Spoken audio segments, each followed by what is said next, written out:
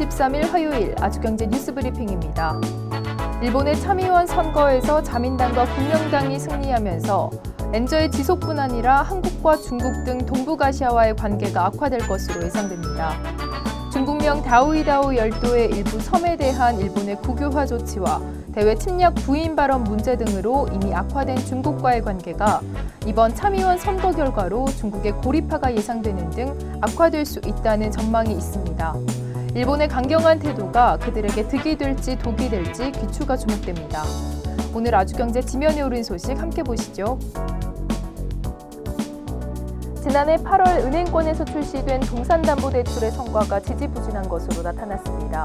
동산담보대출이 이처럼 환영을 받지 못하는 것은 무엇보다도 기업이나 사업자들이 맡기는 담보물이 갖는 리스크 때문입니다. 정부가 부동산 취득세율을 연고인하로 가닥을 잡으면서 시장의 관심을 모으고 있습니다. 오는 8월 말까지 구체적인 취득세 인하 방안을 마련한다는 방침이지만 시장에서는 세계 구간별 인하율 차등 적용이 유력한 것으로 보고 있습니다. 삼성전자 서비스 협력업체의 불법 파견 논란은 을과 을 간의 충돌을 부추기고 있다는 점에서 문제의 심각성이 큽니다.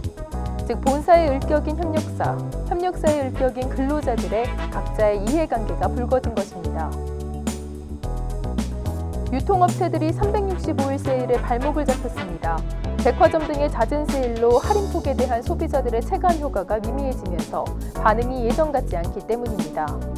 가격으로만 승부를 보려 했던 것이 자충수가 됐다는 지적이 나오고 있습니다.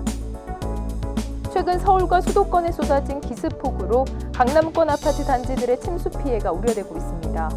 하지만 물난리에도 불구하고 아파트값에는 별 영향이 없는 것으로 나타났습니다.